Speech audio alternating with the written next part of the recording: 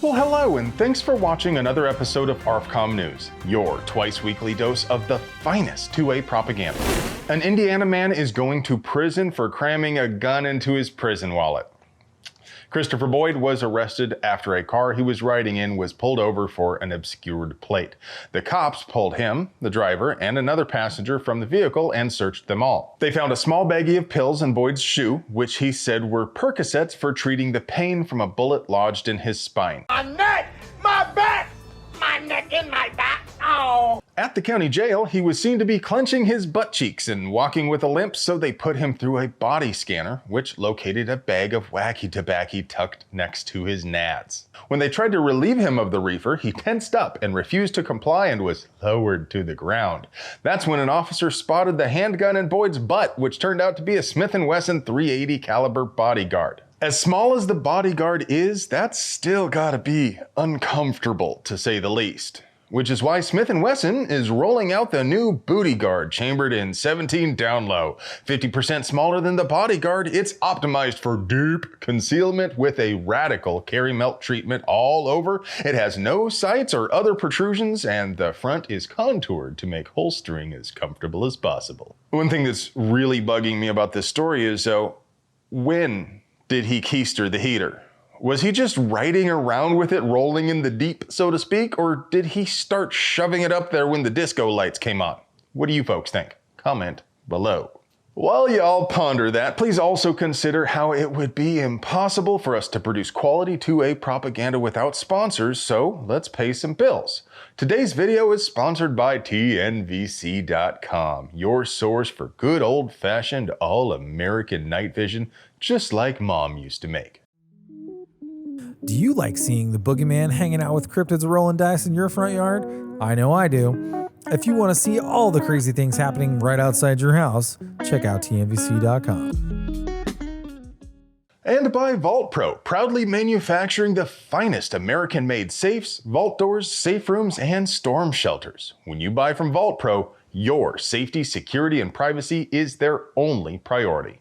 And by Primary Weapon Systems, PWS is now offering their advanced BDE suppressors in 4 caliber options: 7.62, 9mm, 22, and 5.56. These suppressors offer revolutionary sound control, all while remaining lightweight and tough. Easy to clean, easy to install, easy to maintain, these suppressors will make shooting even better than it was before. Final boss Karen, Shannon Watts, is wrong again. Shocking, I know. Watts tweeted earlier this week about a man who was walking around with what looks to be a 9mm AR near a couple of schools in Memphis, Tennessee. Watts claims it is legal to open carry long guns in Tennessee, but it's not actually legal to carry a loaded long gun with the intent to go armed. And that's according to the control freak group Gefford's Law Center. But that's not the only way she's wrong. From the look of it, this isn't a rifle. Enhance. Now, it's hard to be certain, but to me, this looks like an AR, and the barrel is definitely less than 16 inches, so I'm thinking it's a pistol, which is legal to carry openly or concealed in Tennessee without any permission from the Crown. So she managed to be so wrong, she was actually kind of right? Whether or not it was legal for this man to carry this gun, I don't think anyone can argue it freaked people the hell out. Most states don't actually have a definition for brandishing, but if you want to carry openly, you really ought to keep your booger pickers off of the heater. I live in an open carry state myself, but if I stopped at Wally World for some great value eggnog with my pistol in hand instead of in a holster, at the very least, I'm going to frighten normies and look like a gigantic douche.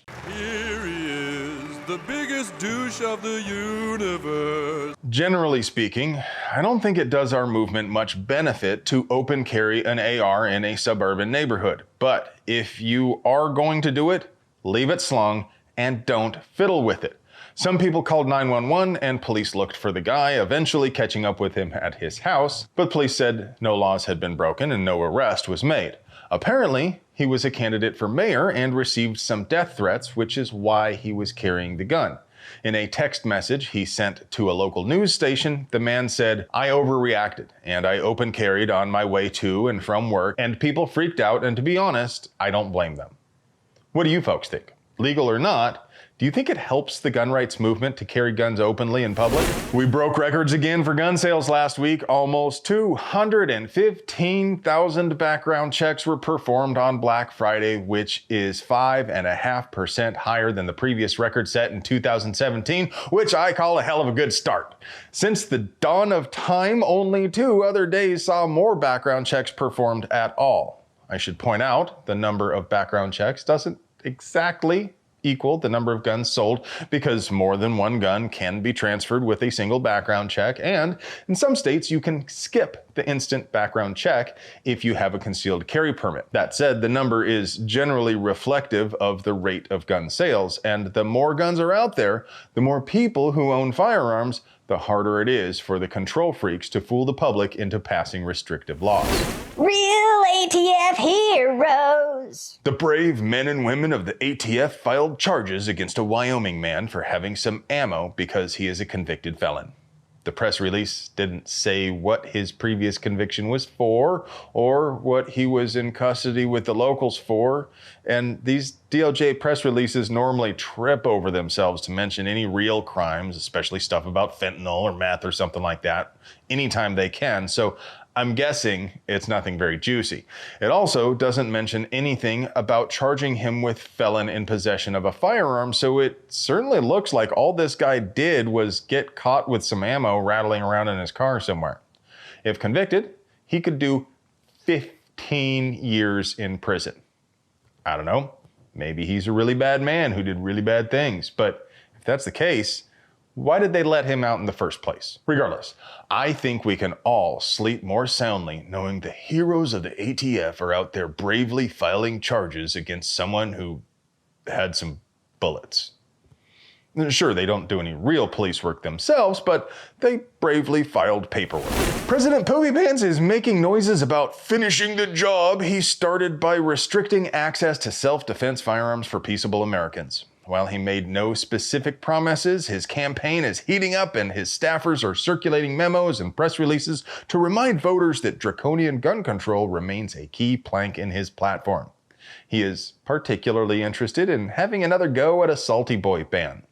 Stranger Danger also went out of his way to warn voters that another Trump term would mean more guns in schools and more guns in the hands of criminals.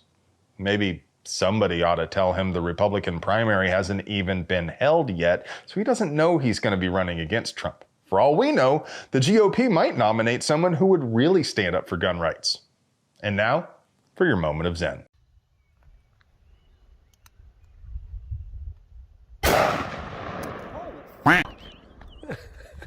Hey friends, do you like pews and other pew-related things? Would you like to help us keep delivering you pure, uncut American pew propaganda at the low, low price of free fitty? We literally couldn't pay the bills without our sponsors, so do us a solid and get yourself something nice from them. You deserve it. I love you.